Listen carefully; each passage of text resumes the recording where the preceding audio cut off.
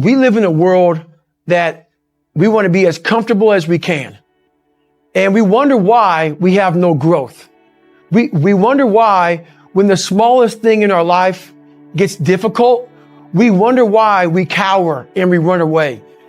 Our whole life is set up that way. Our whole life is set up in the path of least resistance. We don't want to suffer. We don't want to feel discomfort. So the whole time we're living our lives in a very comfortable area. There's no growth in that. So for me, I realized that the reason I became 297 pounds is because that was comfortable. What was very uncomfortable was running. What was very uncomfortable was being on a diet. What was very uncomfortable was trying to face things that I didn't want to face. And I also realized when I was really big, I had no growth. Why? Because I was living comfortable. So I realized for me to find growth, I had to face all of these different things that made me very, very uncomfortable. One thing I faced was running. I absolutely hated running. But I knew for me to grow, I had to do this thing every single day. I wanted to start callousing my mind. I wanted to start becoming a better person. And how you become a better person, how you gain mental toughness, how you become the person you want to be, is constantly facing the things that you don't want to face. If you constantly run away from things that you don't want to face, how is there growth? How is there mental toughness? I can give you a class all day long about self-talk, visualization, eat an elephant one bite at a time. But if you're never putting yourself in a situation to actually practice these things, you're never going to grow. I can't put you out there we're all going through a battle in our mind. A warrior is not a person that carries a gun. The biggest war you ever go through is right between your own ears. It's in your mind. We're all going through a war in our mind, and we have to callous our mind to fight that war and to win that war. When I first got into endurance events, I loved the breakdown phase because the suffering made me feel alive and reminded me that I'd gone all out.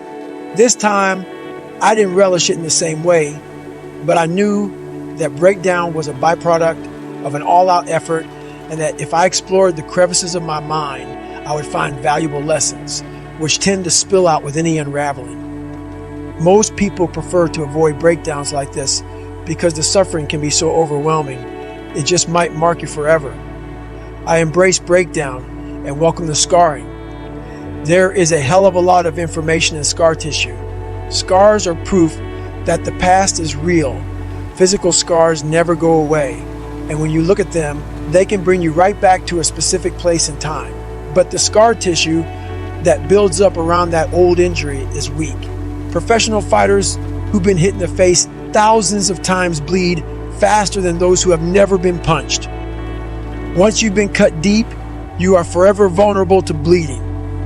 The same is true for the mental and emotional scars that we all carry with us. The scars we cannot see. They might be invisible, but they affect us much more severely than physical scars. Mental and emotional scars are our weak spots, and they can open up just as easily as physical scars unless we do the work to strengthen them. If you haven't dealt with your scars, they can alter your life's path.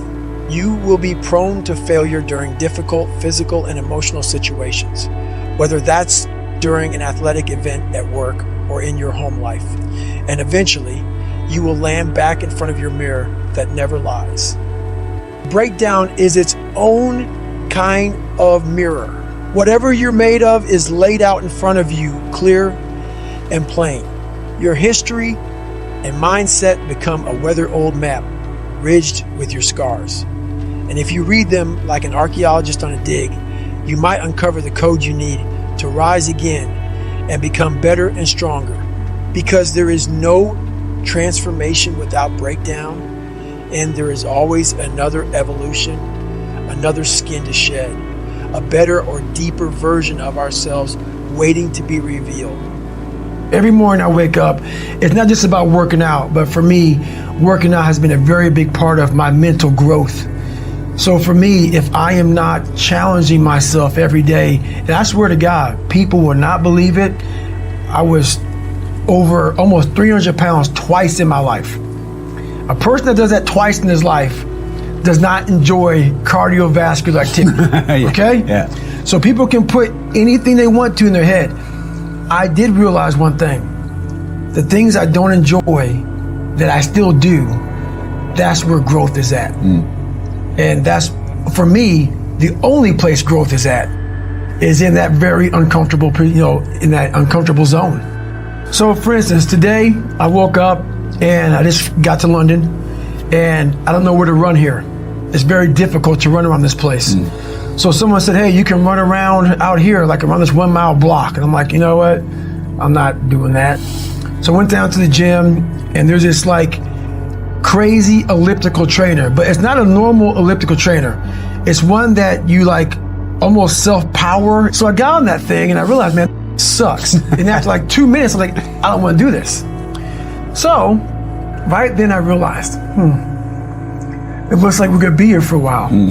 So I did that for 2 hours and 45 minutes. So I'm not saying do that, but that's something I did today. Once my mind said, you know what, let's not do this today.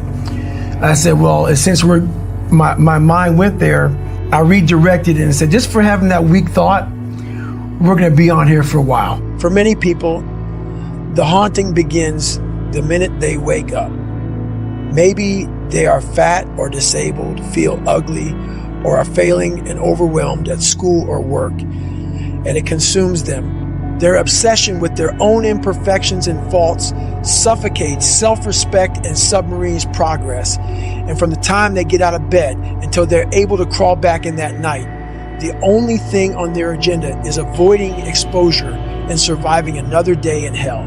When that's how you feel about yourself, it's impossible to see possibilities or seize opportunities. We have to learn to stop looking for a sign that the hard time will end. When the distance is unknown, it is even more critical that you stay locked in so the unknown factor doesn't steal your focus. The end will come when it comes, and anticipation will only distract you from completing the task in front of you to the best of your ability. Remember, the struggle is the whole journey. That's why you're out there. It's why you signed up for this race or that class or took the damn job. There is great beauty when you're involved in something that is so hard. Most people want it to end. We can make any obstacle as big or small as we like. When you're climbing a mountain or involved in any other difficult task, the only way to free yourself from the struggle is to finish it. So why bitch about it when it gets hard? Why hope it will end soon when you know it will end eventually?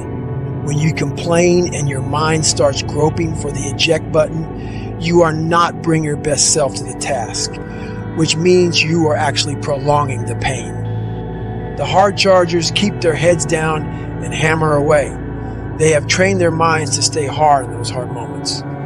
They recognize the false summit for what it is and will always act as if they are nowhere near the top. Most people slow down and suffer on a steep trail, but slope and elevation are of no consequence to the hard charger. They keep their mind in attack mode until there are no more mountains to climb. And when they actually reach the top, they wish it had lasted a little bit longer. If you want to maximize minimal potential and become great in any field, you must embrace your savage side and become imbalanced, at least for a period of time. You'll need to funnel every minute of every single day into the pursuit of that degree. That starting spot, that job, that edge. Your mind must never leave the cockpit, sleep at the library or the office, hoop long past sundown and fall asleep watching film of your next opponent. There are no days off, and there is no downtime when you're obsessed with being great. That is what it takes to be the baddest mother ever at what you do. Know that your dedication will be misunderstood. Some relationships may break down. The savage is not a socialized beast, and an imbalanced lifestyle often appears selfish from the outside. But the reason I've been able to help so many people with my life story is precisely because I embraced being that imbalanced while I pursued the impossible dream of becoming the hardest motherfucker ever. That's a mythical title, but it became my compass bearing, my North Star. When you observe highly successful individuals, it may seem tempting to conclude that they were inherently born with their capabilities, that they possess innate talent, and that's the end of the story. However, talent, while undoubtedly making life more straightforward, is just one piece of the puzzle. Reflecting back, I was once a shy and fearful person. Ironically, this apparent misfortune turned into a source of strength, igniting significant changes in my life. By consistently stepping out of my comfort zone, I not only conquered social shyness and improved my communication skills, but also nurtured robust self-confidence and overcame other fears in my life. I might not have been naturally inclined to excel in social settings. I still prefer solitude over crowds. However, with self-discipline and persistent effort, I attained remarkable results.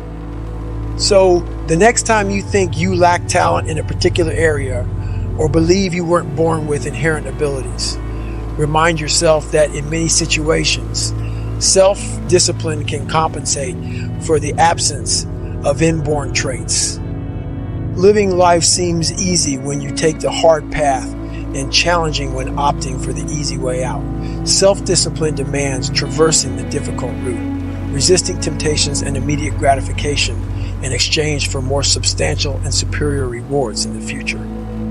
It might seem simpler to avoid discomfort and indulge in immediate pleasures, but eventually, this approach only offers fleeting pleasure at the cost of a potentially much improved future. Imagine a person lacking determination who, when faced with a challenge, chooses to withdraw immediately. How likely is such an individual to achieve something significant in life when their primary value lies in seeking comfort? Contrast this with someone who voluntarily embraces difficulties. They actively seek and welcome challenges as opportunities for personal growth. Each self-imposed trial toughens them, making them less susceptible to being overwhelmed by life's adversities. They become more resilient as they face difficulties head on. When life throws unexpected challenges at them, they are prepared to handle them because, due to living their lives through perseverance, they've developed readiness for hardships. Our decisions are made in a moment, but their repercussions can extend throughout a lifetime. Humans possess the ability to resist impulses in exchange for a brighter future. Unfortunately, many people live by the principle of, if it feels good, do it, and if it doesn't, don't do it. Yielding to temptations whenever they arise is akin to surrendering your humanity in certain ways. As intelligent beings, we have the capacity, and I would venture to say the obligation, to base our decisions on rational thinking, not just on instinct alone. Strive to be a better human by embracing your humanity. Exercise your willpower muscle instead of surrendering to the most primal and least beneficial part of your brain for long-term goals. While primal instincts may provide immediate comfort, they rarely serve well in the long run. No, don't take it like go out there and run through a brick wall as many times as you can. No, I'm not saying be me. Don't run 205 miles at one time. I'm not saying do that. I'm saying start to learn the mind is powerful. It's powerful, man. It's unbelievable.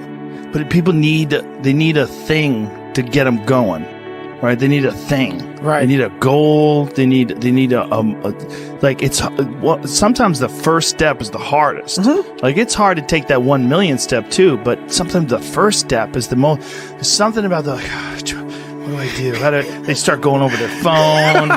They start calling people. They don't get out of the house. Like and there's something about procrastination. It's like, it's painful. Oh, yeah. You know you should be doing things, but you just keep doing it. You keep itching that scab. I procrastinate like, man, every day. That's what's so funny, man. People looking like I'm some damn superhero that came down from the gods, from the heavens of earth. No, man. I don't want to do. I'm looking at my shoes for 30 minutes sometimes thinking, man, people look up to you, Goggins. Damn. I want to do this shit, man. But guess what? You do it. I'm going to do it. As long as you do it. And that's what I know about Yeah. it, man. That's what I stopped doing. I'm thinking, oh, man, you sit here, you look at your shoes for 30, 40 minutes. You go, you think about it all day long, you go do it anyway. And sometimes you don't have the time to look at your shoes for 30 minutes. No. Those are the beautiful days. Yes. Because you just have to go. That's right. And so there's no room for procrastination. And that's when I was in the military, I loved my schedule because I knew I had to be at work at 7 o'clock. So you better get your ass up at 4 o'clock, man. You got to get brother. Because I had to before, Right. So that was my mentality back then, man. I had to get the miles and get everything in, man, and get to work, man. I'm competing with the alpha males.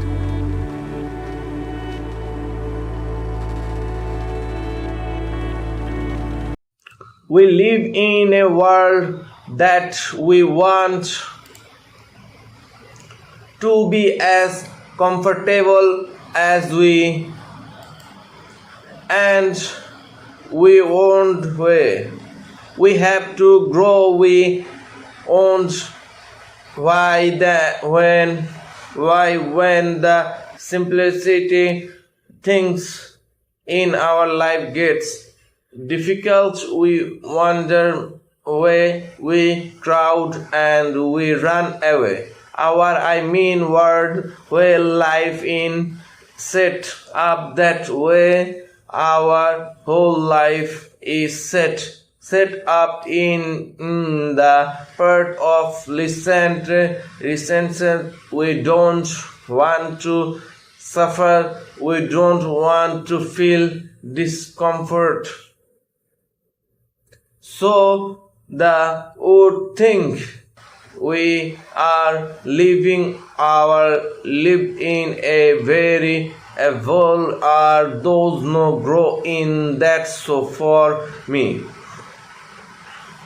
I realized that reason because 297 IV in because that was comfortable. What was very uncomfortable was running. What was very uncomfortable was being on a ditch. Was very uncomfortable was trying to face things that I don't want to face.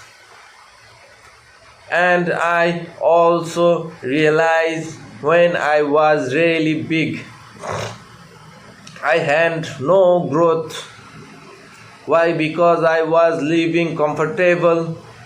So I realized for me to find growth, I had to face all those different things that made me very, very uncomfortable. One thing I felt was running. I absolutely hate running, but I know for me to grow, I had to do this thing every single day I wanted to.